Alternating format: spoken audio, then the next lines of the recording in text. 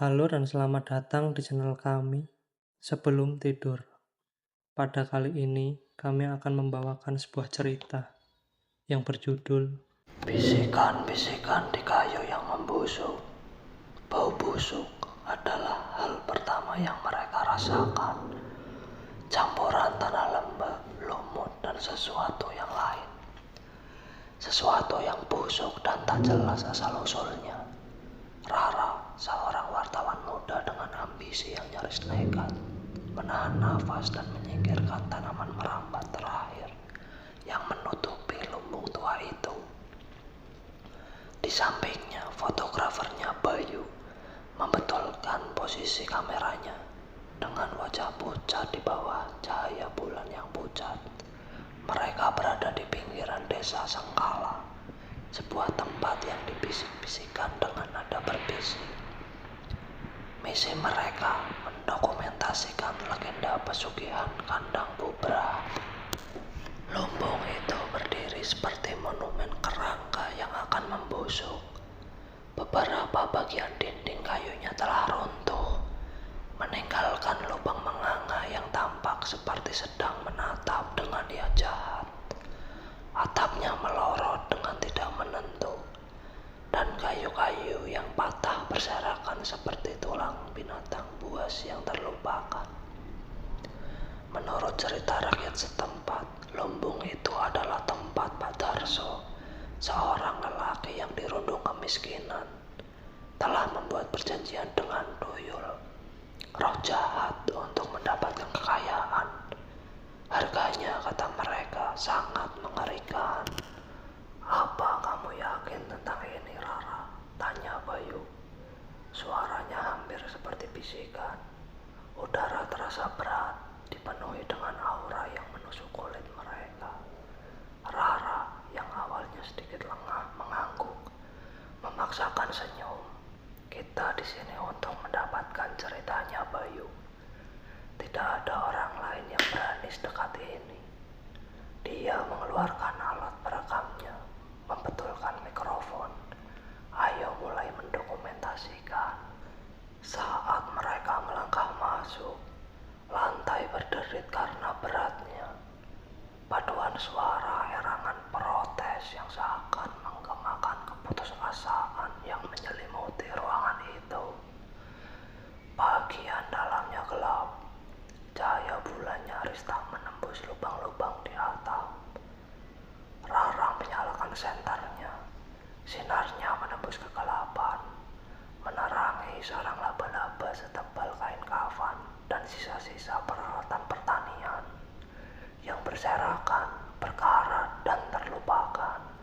Mereka bergerak dengan hati-hati. Rara menunjukkan detailnya. Bayu mengambil foto.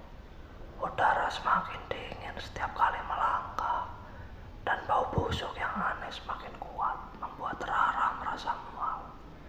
Kemudian mereka mendengarnya rengekan samar, seperti anak kecil yang menangis di luar jangkauan pendengaran mereka. Kau mendengarnya? Tanya Bayu dengan wajah tegang. Jantung Rara berdegup begitu kencang di tulang rusuknya. Aku kurasa begitu. Mereka berusaha keras untuk mendengarkan. Suara rengekan itu semakin jelas, diselingi dengan keputusasaan yang mengerikan. Mereka mengikuti suara itu. Senter mereka menari-nari gugup di sepanjang dinding.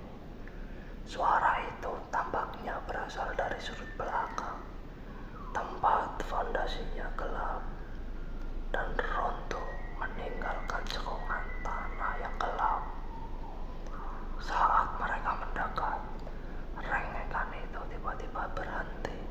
Lalu sebuah tangan kecil pucat terjulur dari kegelapan.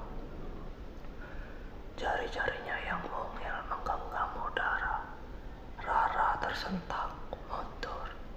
Jantungnya mengancam akan meledak dari dadanya.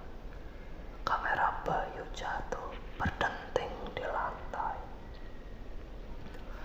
Apa itu, bisiknya?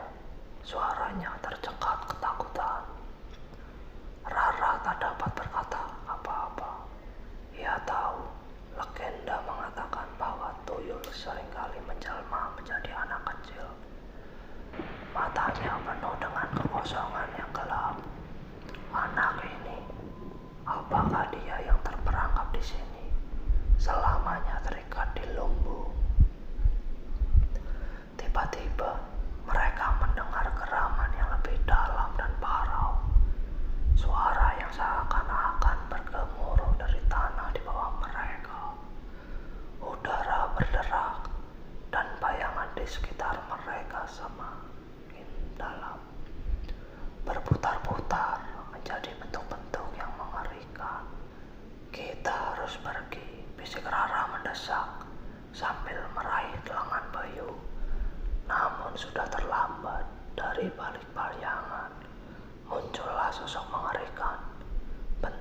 samar-samar seperti manusia, namun aneh dan mengerikan. Wajahnya seperti topeng daging yang membusuk. Matanya bersinar dengan cahaya yang tak wajar dan jahat. Ternyata sosok itu adalah Pak Darso, atau yang tersisa darinya, seorang penjaga pesugihan yang terkutuk.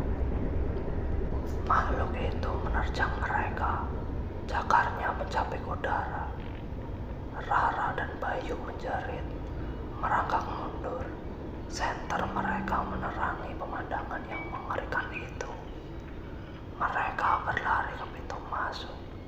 Paru-paru mereka terbakar. Suara parau makhluk itu bergema di belakang mereka. Mereka berlari keluar dari lumbung, jatuh terkapar di rumputan yang tumbuh tinggi. Sambil terengah-engah, mereka tidak berhenti berlari sampai mereka mencapai tepi desa. Lumbung yang rontok itu tampak seperti noda gelap di cakrawala.